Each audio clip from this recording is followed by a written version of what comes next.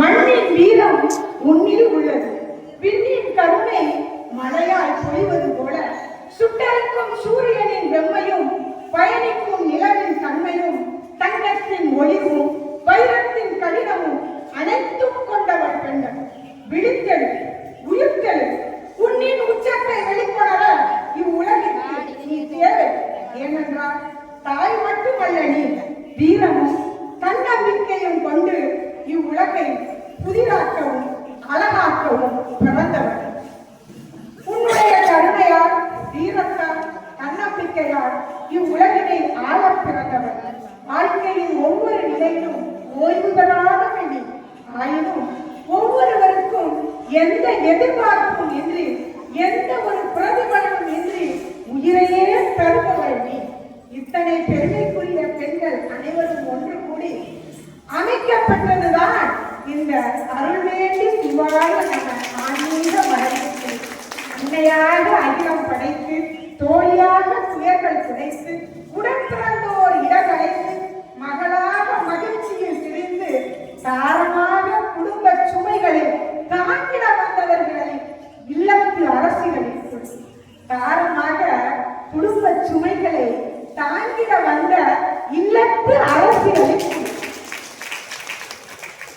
ஒரு பெண் தன்னை தேடி வரும் துன்பத்திடம் சிரித்துக் கொண்டே கேட்டாள். யாருக்கும் என்னை பிடிக்காமல் போக உனக்கு மட்டும் என்னை எப்படி பிடித்தது? அடிக்கடி வந்து சந்தித்துக் கொண்டே இருக்கிறாயே என்று கேட்க அதற்கு துன்பம் சொன்னது, நான் வரும் பொழுதெல்லாம் சோர்ந்து விடாமல் என்னை எதிர்த்து நிற்கின்றாயே, அந்த தைரியத்தை ரசிக்கிறேன் என்று.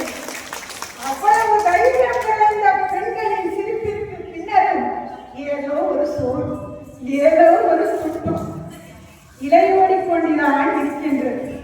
இந்த சோர்வுகளையும் வழிகளையும் மறக்கும் விதமாகவும் புண்பட்ட மனங்களை சந்தோஷம் நிறைந்த செயல்களை புகவிட்டு மனங்களை மாற்றவும் ஒருநிலைப்படுத்தவும் வேண்டும் என்றால் இது ஆன்மீகம் மூலமாகவே இல்லத்தரசிகளை வெளிக்கொணர முடியும் என்ற நோக்கத்தோடு ஆன்மீக செயலாற்றவும் அருளாளர்களின் பாடல்களை பாடவும் அர்த்தம் தெரிந்து வாழ்வின் உண்மை நிலை உணரவும் ஏற்படுத்தப்பட்டதுதான் இந்த அருள்வேண்டி சிவாய நம ஆன்மீக மகனுக்கு.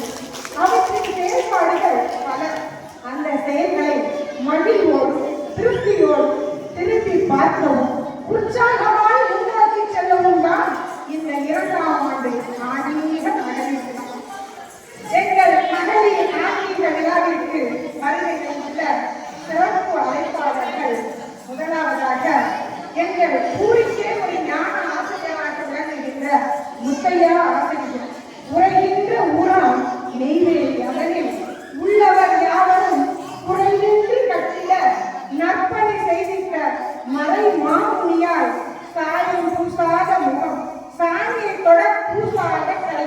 விவசாயம் எமது தொழில் என்றாலும் ஏறெடுத்து ஊராடின் பசி தீர்த்தால் போகுமா, எழுதுவோர் எடுத்து தீர்த்திடுவோம் அறிவுறுத்தி என்று வலியுறுத்தி எங்கள் ஊர் பெண்கள் ஆண்கள் அனைவரையும் படிக்க வைத்த திரு முத்தையா ஆசிரியர் அவர்களை